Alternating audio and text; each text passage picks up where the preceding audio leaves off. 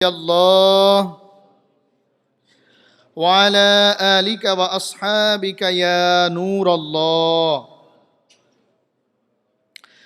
رسول کریم رؤوف الرحیم صلی اللہ تعالیٰ علیہ وآلہ وسلم کا فرمان رحمت نشان ہے، اے لوگو، بے شک روز قیامت اس کی دہشتوں اور حساب کتاب سے جلد نجات پانے والا شخص وہ ہوگا جس نے دنیا میں مجھ پر کثرت کے ساتھ درود پڑھے ہوں گے۔ پڑھتا رہوں کثرت سے درود ان پہ سدا میں، اور ذکر کا بھی شوق پہ غوث و رضا ہو۔ صلو علی الحبیب صلی اللہ تعالی علی محمد صلی اللہ تعالی علیہ وآلہ واصحابہ وبارک وسلم۔ پیارے اور میٹھے اسلامی بھائیوں، دین اسلام کا ابتدائی دور جب ہمارے پیارے نبی، آخری نبی رسول ہاشمی صلی اللہ تعالی علیہ وآلہ وسلم نے اعلان نبوت فرمایا، یہ جو دور تھا یہ سخت آزمائش کا دور تھا۔ اہل ایمان پر ظلم و ستم کے پہاڑ توڑے جا رہے تھے، مسلمانوں کو ستایا جا رہا تھا۔ کفار مکہ اسلام کی مخالفت میں سارے کے سارے یکجا اور اکٹھا ہو چکے تھے۔ اس دور میں ایک وقت وہ بھی آیا جب پیارے آقا مکی مدنی مصطفیٰ صلی اللہ تعالی علیہ وآلہ وسلم اپنے یار غار و یار مزار حضرت سیدنا ابو بکر صدیق رضی اللہ تعالی عنہ کو لے کر ایک غار میں تشریف لے گئے۔ انہی دنوں کی بات ہے کہ اللہ پاک کے رسول مقبول صلی اللہ تعالی علیہ وآلہ وسلم اس غار کے اندر تشریف فرما تھے کہ ایک بڑے کافر عبداللہ بن جدعان کا ایک غلام بکریاں چراتے چراتے اس غار کے پاس آ پہنچا۔ محبوب خدا سردار انبیاء صلی اللہ تعالی علیہ وآلہ وسلم نے اسے دیکھا تو پکار کر فرمایا، یا راعی حل من لبن، یعنی اے چرواہے کیا تمہارے پاس دودھ ہے؟ غلام نے عرض کیا، جی ہاں، ایک بکری ہے، اس میں میرا کھانا ہے۔ یعنی میں تو غلام ہوں، میرا اپنا تو کچھ بھی نہیں ہے، لیکن میں جس مالک کی بکریاں چراتا ہوں اس مالک نے ایک بکری میرے لیے خاص کر دیا ہوا ہے کہ جب مجھے بھوک لگے تو اس بکری کا دودھ نکال کر میں پی لوں۔ تو وہ بکری جو ہے نا میرے لیے ہے، وہ میری ہے۔ اگر آپ چاہیں تو میں اپنے حصے کا دودھ آپ کو ایثار کرتا ہوں۔ اللہ اکبر۔ پیارے آقا دو جہاں کے داتا صلی اللہ تعالی علیہ وآلہ وسلم نے فرمایا کہ وہ بکری لے آؤ۔ غلام وہ بکری لے کر حاضر ہوا۔ معجزات والے نبی رسول ہاشمی صلی اللہ تعالی علیہ وآلہ وسلم نے پیالہ لیا اور اپنے قدرت والے بے مثال ہاتھ سے بکری کا دودھ نکالا۔ پیالہ بھر گیا، آپ صلی اللہ تعالی علیہ وآلہ وسلم نے وہ دودھ نوش فرمایا۔ پھر دودھ نکالا، پیالہ بھر کر حضرت ابو بکر صدیق رضی اللہ تعالی عنہ کو عطا فرمایا۔ انہوں نے بھی جی بھر کر دودھ پیا۔ آقا کریم رسول عظیم صلی اللہ تعالی علیہ وآلہ وسلم نے تیسری مرتبہ پھر پیالہ لیا، بکری سے دودھ نکالا اور وہ جو غلام تھا اسے دے کر فرمایا کہ آپ بھی پی لو۔ وہ غلام بھی جی بھر کر دودھ پیا، شکم سیر ہو گیا۔ اب بھی اس بکری کی حالت یہ تھی کہ ایسا لگ رہا تھا کہ اس بکری کے تھن سے دودھ نکالا ہی نہ گیا ہو۔ اللہ اکبر۔ پھر نبی پاک صلی اللہ تعالی علیہ وآلہ وسلم نے یہ معجزہ گویا کہ دکھانے کے بعد اس غلام سے فرمایا، حل لک فی الاسلام، یعنی اے غلام کیا آپ اسلام قبول کرو گے؟ اللہ اکبر۔ وہ غلام تھے، انہوں نے نبی پاک صلی اللہ تعالی علیہ وآلہ وسلم کے ہاتھ سے معجزہ کو ملاحظہ کر لیا تھا۔ حق آپ پر گویا کہ چمکتے چاند کی طرح واضح ہو چکا تھا، یہ انکار کیسے کرتے؟ اللہ اکبر۔ وہ غلام نبی پاک صاحب الاولاق صلی اللہ تعالی علیہ وآلہ وسلم کے فرمان پر لبیک کہتے ہوئے انہوں نے اسلام قبول کر لی۔ سرکش جو تھے قائل ہوئے، دشمن جو تھے مائل ہوئے، مسحور کن ہے کس قدر یا مصطفیٰ لہجہ تیرا، صلو علی الحبیب صلی اللہ تعالی علی محمد صلی اللہ تعالی علیہ وآلہ وسلم۔ پیارے اور میٹھے اسلامی بھائیوں، جب یہ غلام اس نے اسلام قبول کر لیا تو نبی پاک صلی اللہ تعالی علیہ وآلہ وسلم نے اپنے پاس سے جاتے ہوئے ان سے فرمایا کہ ابھی آپ اپنے اسلام کو ظاہر نہ کرنا، کیونکہ اس وقت مکے کی جو سچویشن تھی، حالت تھی، کیفیت تھی، وہ ایسی تھی کہ جب وہاں کے کفار کو پتہ چل جاتا کہ یہ مسلمان ہو گیا ہے، اسے طرح طرح کی تکالیف اور ایذائیں دینا شروع کر دیتے تھے۔ تو نبی پاک صلی اللہ علیہ وسلم نے اس غلام کو فرمایا، اسلام آپ کا مبارک ہو، لیکن آپ نے اپنے اسلام کو چھپا کر رکھنا ہے۔ اللہ اکبر۔ اور وہ جو غلام اور خادم تھا جب بکریاں لے کر اپنے مالک کے پاس آیا تو مالک دیکھ کر حیران ہو گیا کہ اے غلام، اے خادم، اس بار تو کس باغ میں جا کر بکریاں چرا کر لے کر آ رہا ہے؟ اس سے پہلے تو ہم نے اپنی بکریوں کو کبھی اتنا پیٹ بھرا ہوا اور تھن کے اندر اتنا زیادہ دودھ تو ہم نے پہلے کبھی بھی نہیں دیکھا، آج کدھر سے تم بکریاں چرا کر لے کر آ رہے ہو؟ مالک کہتا ہے کہ تم جس طرف بکریاں آج چرا کر لے کر آئے ہو، آئندہ بھی اسی طرف جا کر چرا کر لے کر آنا، تاکہ بکریاں پیٹ بھری ہوئی شکم سیر بھی ہو اور اس کے تھن میں دودھ بھی خوب زیادہ ہو۔ اللہ اکبر۔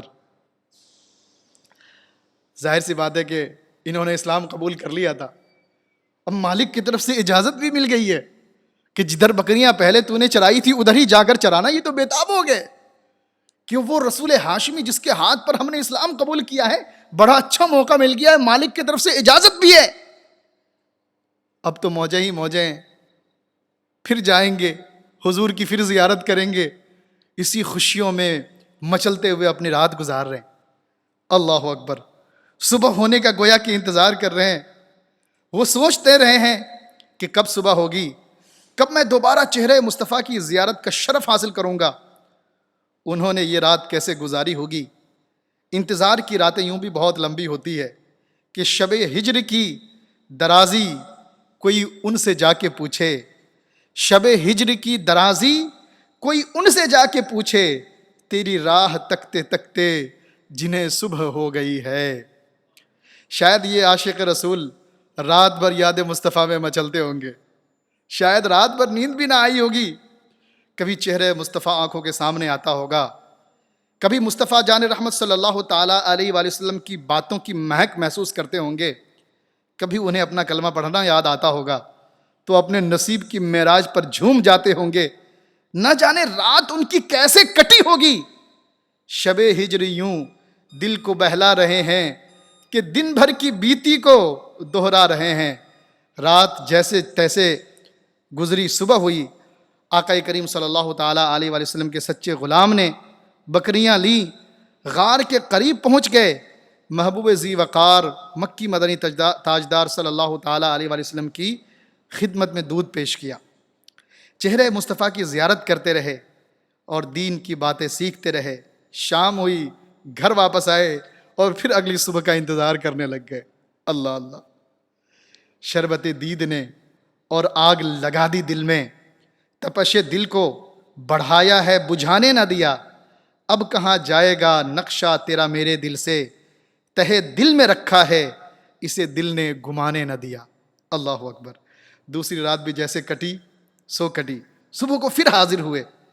3 دن یوں تو بڑے آرام کے ساتھ وہ جو غلام تھے، ابھی اسلام میں نئے تھے، مالک کی طرف سے بھی اجازت تھی، 3 دن تک مسلسل حضور کی بارگاہ میں حاضری رہی، حضور کی زیارت سے شرفیاب ہوتے رہے، حضور کو دودھ پلانے کی سعادتیں پاتے رہے۔ اللہ اکبر۔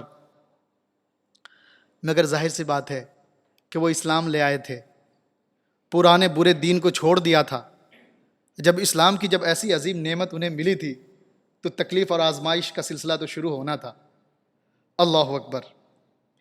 اس عظیم عاشق رسول کا بھی اب امتحان ہونا تھا۔ 3 دن آرام سے گزرے، محبوب کی خدمت میں حاضری کا سلسلہ رہا۔ چوتھے دن محبوب کا یہ وصل ہجر و فراق میں تبدیل ہو گیا۔ ایمان لانے کے چوتھے دن سے امتحان شروع ہوا۔ معاملہ یہ ہوا کہ فرعون یعنی ابو جہل ایک روز عبداللہ بن جدعان یعنی وہ جو عاشق رسول تھا اس کے مالک کے پاس پہنچا اور اس کے گھر کی گلی سے گزرا۔ اس نے جب عبداللہ بن جدعان کی بکریوں کو دیکھا کہ یہ تو بڑی فربا اور موٹی ہو گئی ہے، ان بکریوں کے تھن کے اندر دودھ بھر گئے ہیں، تو حیران ہو کر بولا بڑی صحت مند بکریاں ہیں، دودھ بھی کافی اترا ہوا ہے، اسے بتایا جائے کہ پہلے ایسا نہیں تھا، 3 دن ہوئے ہیں بکریوں کا دودھ حیرت انگیز طور پر بڑھ کیسے گیا ہے۔ روایت کے الفاظ ہیں کہ ابو جہل نے یہ بات سنی تو فوراً بولا میں قسم کھا کر کہتا ہوں کہ تمہارے بکریوں کے جو یہ دودھ اتنے زیادہ ہو گئے ہیں اور تمہاری بکریاں جو اتنی موٹی تازی ہو گئی ہیں، اس حوالے سے میں قسم کھا کر کہتا ہوں کہ تم اپنے غلام سے معلوم کرو، مجھے لگتا ہے کہ تمہارا غلام اس بکریوں کو محمد عربی کے پاس جا کر چراتا ہے، کیونکہ تمہارے بکریوں کے تھن کے اندر دودھ کا بھرا ہوا ہونا اور بکریوں کا اس قدر پیٹ بھرا ہوا اور فربا اور موٹا ہو جانا، میں یقین کے ساتھ کہہ سکتا ہوں کہ تیرا غلام کہیں نہ کہیں اس محمد عربی کے ہاتھ پر کلمہ پڑھ لیا ہے اور ان کے پاس جا کر بکریاں چراتا ہے، لہٰذا تم اپنے غلام سے معلوم کرو کہ وہ کدھر جا کر بکریاں چراتا ہے۔ اللہ اکبر! اندازہ کیجئے کہ ابو جہل کو کیسا یقین تھا کہ یوں اچانک دودھ کا بڑھ جانا یہ کوئی معجزہ ہے، اور یہ معجزہ کسی اور کا نہیں محمد عربی کا ہے، اس لیے پتہ لگاؤ کہ چرواہا جاتا کدھر ہے چرانے کے لیے بکریاں۔ اللہ اکبر! لیکن یہ بھی حیران کن بات ہے کہ دیکھیں حدیث پاک کے الفاظ ہے کہ وہ قسم کھا کر کہہ رہا ہے کہ معلوم کرو یہ بکریاں محمد عربی کے پاس ہی جا کر چراتا ہے، اتنا اس کو یقین ہے کہ وہ قسم کھا رہا ہے۔ لیکن وہی بات ہے کہ اللہ تبارک و تعالیٰ جسے ایمان کی دولت عطا فرمائے، اتنا سب کچھ واضح ہو جانے کے بعد آخری دم تک یہ نبی پاک صلی اللہ علیہ وسلم کا مخالف رہا، اسلام قبول نہ کیا، مگر اس وقت یہ قسم کھا کے کہہ رہا ہے کہ یہ چرواہا ضرور محمد عربی صلی اللہ علیہ وسلم کے پاس جاتا ہے۔ اللہ اکبر! خیر، عبداللہ بن جدعان بھی کافر تھا، تو وہ جو عبداللہ بن جدعان تھا اس چرواہے کا جو مالک تھا، ابو جہل کی باتوں میں آ کر اس نے عاشق رسول غلام کو غار کے قریب بکریاں لے جانے سے منع کر دیا، بولا کہ اب سے پہلے جدھر تم بکریاں چراتے تھے اب ادھر بکریاں چرانے نہیں جاؤ گے۔ اللہ اکبر! غلام تھے، بات نہ مانتے تو کیا کرتے، نہ چاہتے ہوئے بھی خادم تھے، بات ماننی پڑی۔ اب شفیق و مہربان آقا مکی مدنی مصطفیٰ صلی اللہ تعالیٰ علیہ وآلہ وسلم سے گویا کہ آپ کی جدائی شروع ہو گئی۔ ہم کہاں اور تم کہاں جانا، ہیں کئی ہجر درمیاں جانا۔ سچے عاشق رسول صلی اللہ علیہ وسلم کے سامنے گویا کہ نبی پاک صلی اللہ علیہ وسلم سے دوری کی ایک دیوار قائم ہو گئی، اور اپنے مالک کے منع کرنے کے بعد دل تو بڑا کرتا تھا کہ جاؤں حضور کے چہرے انور کا دیدار کر کے آؤں، حضور کے پاس جا کر کچھ باتیں حضور کی سنوں، مگر مجبور تھے، خادم تھے، مالک کا بات لازمی ماننا تھا۔ مگر دل کی تڑپ ویسے ہی، حضور سے ملنے کا جوش دل کے اندر ویسے ہی۔ کسی شاعر نے کہا ہے کہ کسی کے ہجر میں جینا محال ہو گیا ہے، کسے بتائیں ہمارا جو حال ہو گیا ہے۔ اللہ اکبر! اے عاشقان رسول، ابھی تو یہ سلسلہ شروع ہوا تھا، مگر یہ عشق نہیں آساں، اتنا ہی سمجھ لیجئے ایک آگ کا دریا ہے اور ڈوب کے جانا ہے۔ محبوب خدا صلی اللہ علیہ وسلم سے عشق کرنا آسان بات نہیں ہے، امتحان لیے جاتے ہیں، سخت آزمائشوں سے گزرنا پڑتا ہے۔ یہ عظیم عاشق رسول جو چہرے مصطفیٰ کو ایک نظر دیکھ کر ایمان لائے تھے، عاشق رسول بن گئے تھے، اب ان کے امتحان کا گویا کہ سلسلہ شروع ہوا۔ ان کے مالک نے تو منع کر دیا کہ تو اس غار کی طرف نہیں جائے گا، ادھر بکریاں نہیں لے کر جائے گا، مگر مسلمان تو ہو گئے تھے، حضور کی محبت دل کے اندر موجزن ہو گئی تھی۔ ایک مرتبہ یہ عاشق رسول حرم پاک میں پہنچے۔ حرم پاک میں جب پہنچے تو وہاں چند کافر بھی حرم کے اندر موجود تھے، مگر آپ کی نظر ان کافروں پر نہیں پڑی، آپ نے سمجھا کہ شاید حرم کے اندر میں اکیلا ہوں۔ وہاں کافروں کے جھوٹے خدا کی مورتیاں پڑی ہوئی تھی۔ جب مورتیوں کو دیکھا آپ کا جذبہ ایمانی جوش مارنا شروع ہو گیا، اور اس عاشق رسول نے جھوٹے خداؤں پر تھوک پھینک کر کہا، نامراد ہے وہ شخص جو تیری عبادت کرتا ہے، اپنے ہاتھوں سے تجھے بنا کر تیری عبادت کرتا ہے، وہ شخص نامراد ہے۔ اللہ اکبر، تھوک پھینکا، یہ جملے بولے، سمجھ تو یہ رہے تھے کہ میں شاید حرم میں اکیلا ہوں۔ اللہ اللہ، مگر چند کافر وہاں پر موجود تھے جنہوں نے تھوک پھینکتے ہوئے اور یہ جملہ بولتے ہوئے آپ کو دیکھ لیا۔ جب حضرت یہ جو خادم تھے جب وہاں سے حرم سے نکلے تو وہ جو کافر تھے دو تین ان کے پیچھے پیچھے ہو لیے، اور جب یہ اپنے اس کافر مالک عبداللہ بن جدعان کے گھر پہنچے تو ان تینوں چاروں کافروں نے ان کی شکایت لگائی کہ تمہارا کیسا غلام ہے، یہ تو حرم کے اندر جو بت رکھا ہوا ہے، خدا رکھا ہوا ہے ہمارا معاذ اللہ، اس کے اوپر تھوک پھینک کے آ رہا ہے یہ۔ اللہ اکبر، اتنا سننا تھا کہ وہ تو آگ بگولا ہو گیا، اور اپنے اس غلام کو ابی بن خلف اور ابو جہل اور امیہ بن خلف کے ہاتھ میں دے دیا اور بولا یہ تمہارا ہے، یعنی اب سے یہ تمہارا غلام ہے، اس کے ساتھ جو چاہو کرو۔ اب جیسے ہی یہ ابو جہل اور امیہ بن خلف کے ہاتھ میں گئے، اللہ اکبر، وہ دونوں آپ کو پکڑ کر لے کر مدینہ کی تپتی صحراؤں میں ریتوں کے اوپر لٹایا، سینے کے اوپر پتھر رکھے اور بولا کہ تم جس دین کو تو نے قبول کر لیا ہے اس دین کو چھوڑو، اگر تم نہیں چھوڑتے تو تمہارے ساتھ یہ تکلیفوں کا سلسلہ مسلسل جاری رہے گا۔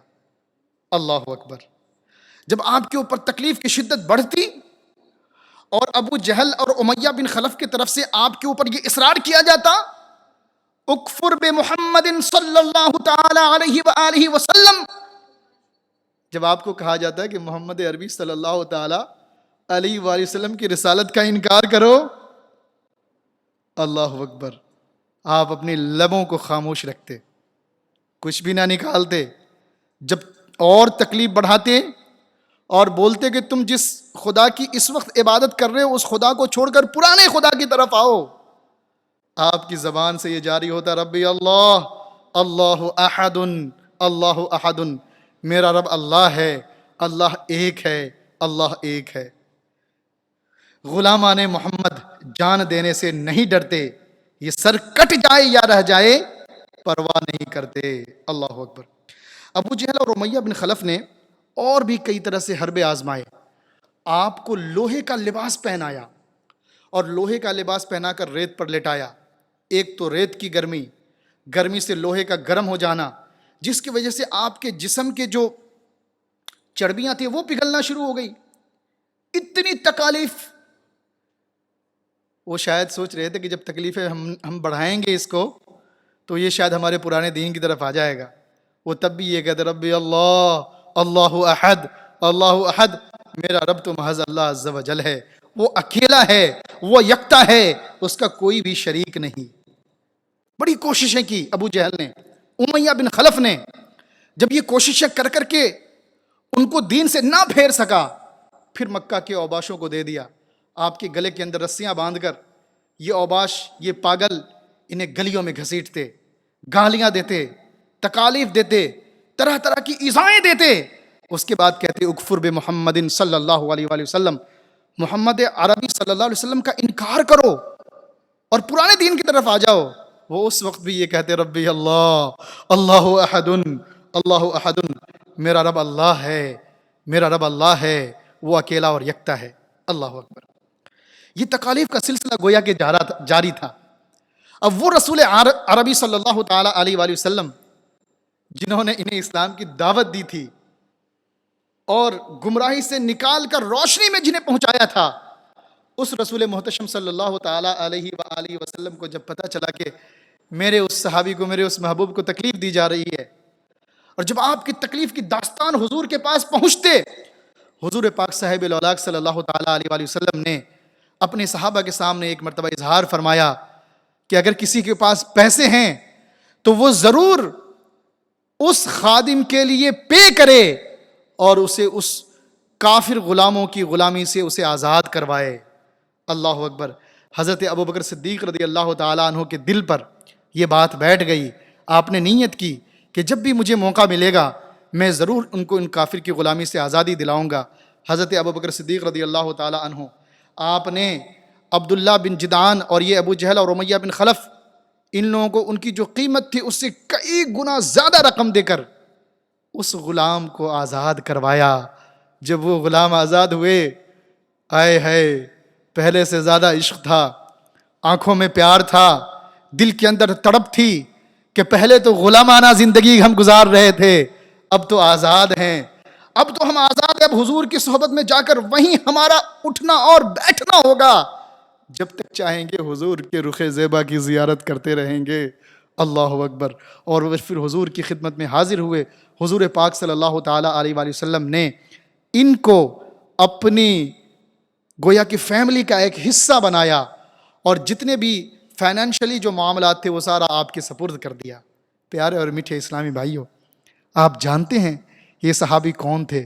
یہ تھے حضرت بلال بن رباح رضی اللہ تعالیٰ عنہ، جسے ہم بلال حبشی رضی اللہ تعالیٰ عنہ کے نام سے جانتے ہیں. اللہ اکبر، اللہ اکبر. حضرت بلال حبشی رضی اللہ تعالیٰ عنہ، حضرت خباب رضی اللہ تعالیٰ عنہ اور حضرت صہیب رومی رضی اللہ تعالیٰ عنہ، یہ سارے پہلے غلام تھے. اسلام لائے، غلامی میں بڑی انہوں نے تکلیفیں بھی کاٹی، اور جب ایمان لائے، اللہ اکبر، ایسا نوازا ہے سرکار نے انہیں، ایسا ریسپیکٹ دیا ہے انہیں. اللہ تبارک و تعالیٰ نے ان لوگوں کے حق میں قرآن مقدس کی آیتیں نازل فرمائی. اللہ اللہ.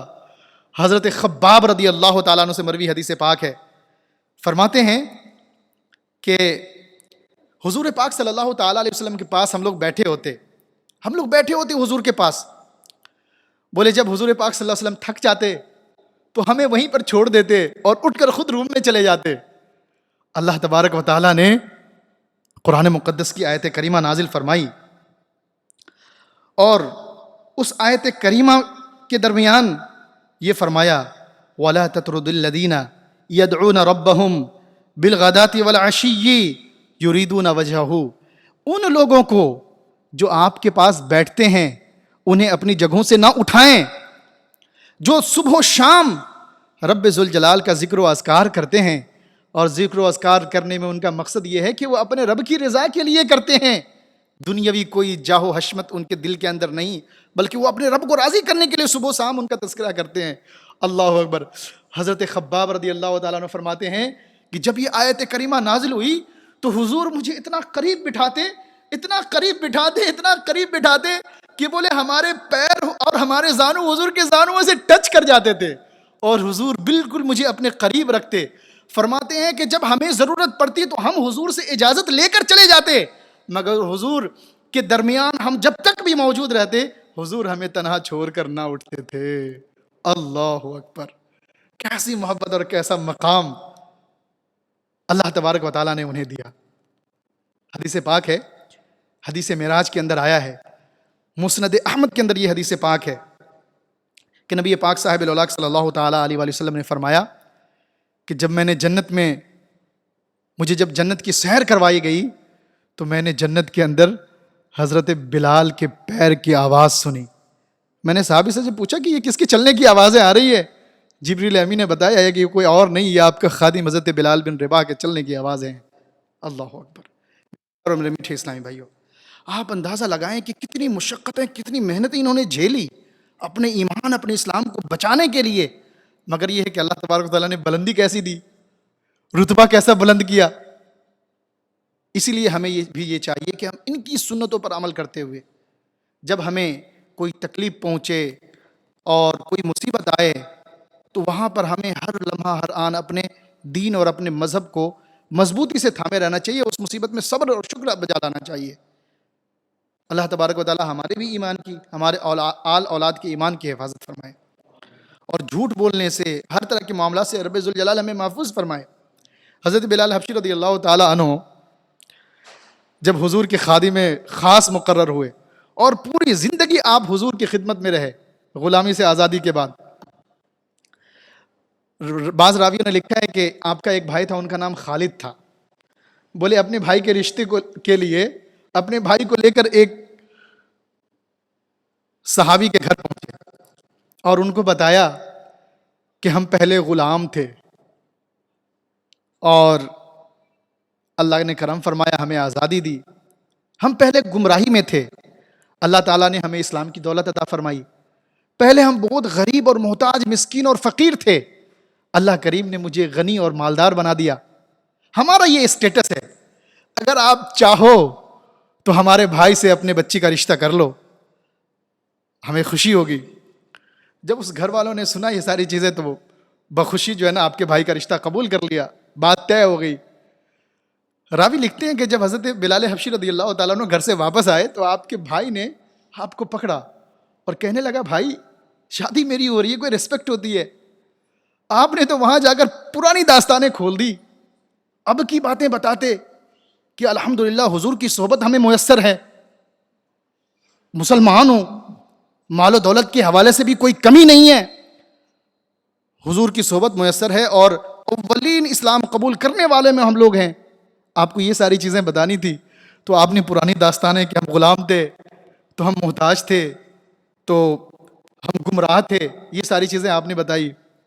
تو حضرت بلال بن رباح رضی اللہ تعالیٰ عنہ فرماتے کہ بھائی مسئلہ پتہ ہے کیا ہے، یہ جو ہم نے سچ ان کے سامنے بیان کی ہے، اس سچ کی بدولت ہی آپ کا رشتہ انہوں نے اقرار کیا ہے.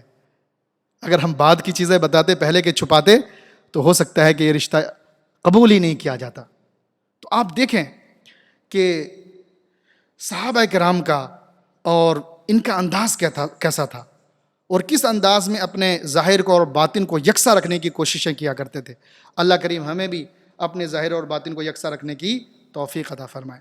حضرت بلال حبشی رضی اللہ تعالیٰ عنہ کے بارے میں ایک چیز بہت زیادہ مشہور ہے کہ معاذ اللہ آپ کا رنگ بہت کالا تھا، ہے نا. چونکہ حبشہ ایک افریقن کنٹری ہے تو عموماً ذہن یہی جاتا ہے کہ حبشہ بولے تو افریقن کنٹری ہے تو وہ بہت کالے ہوں گے، بلیک. مفسرین نے اس کا سختی کے ساتھ رد کیا ہے. بولے یہ جو بلیک کا مطلب، یہ جو ابھی کے جو بلیک ہیں ایسے نہیں تھے. حضرت بلال حبشی رضی اللہ تعالیٰ عنہ کا رنگ جو ہے نا وہ گندمی رنگ تھا. اور گندمی رنگ وہ جیسا کہ ہمارے انڈیا اور پاکستان کے لوگوں کا عمومی رنگ ہے. بولے جو ہمارا اور آپ کا جو رنگ ہے ایسا رنگ حضرت بلال حبشی کا تھا. یہ نہیں کہ بہت زیادہ معاذ اللہ کالے تھے. اور پھر حضور کی صحبت مل گئی تھی. اللہ اکبر. حضور کی صحبت سے تو ویسے ہی چہرے کھل جاتے ہیں، چہرے بھی کھلتے ہیں، دل بھی کھل جاتے ہیں اور ایمان بھی کھل جاتا ہے. اللہ اکبر. اللہ کریم ہم سب کو حضرت بلال حبشی رضی اللہ تعالیٰ عنہ کا صدقہ نصیب فرمائیں. ہمیں بھی اپنے ایمان کی حفاظت کے لیے دین پر جو مصیبتیں آئیں، تکالیف آئیں، تو انہی کی طرح ہمیں بھی صبر کرنے کی توفیق عطا فرمائیں اور مشکل سے مشکل گھڑی میں رب ذوالجلال اپنے ایمان کی حفاظت کی توفیق عطا فرمائیں. آمین بجاہ نبی الامین. صلو علی الحبیب صلی اللہ تعالی علی محمد. توبوا الی اللہ. صلو علی الحبیب صلی اللہ تعالی علی محمد صلی اللہ تعالی علیہ وآلہ وسلم. آئیے دعوت اسلامی کے ہفتہ وار سنت و بر اجتماع میں پڑھے جانے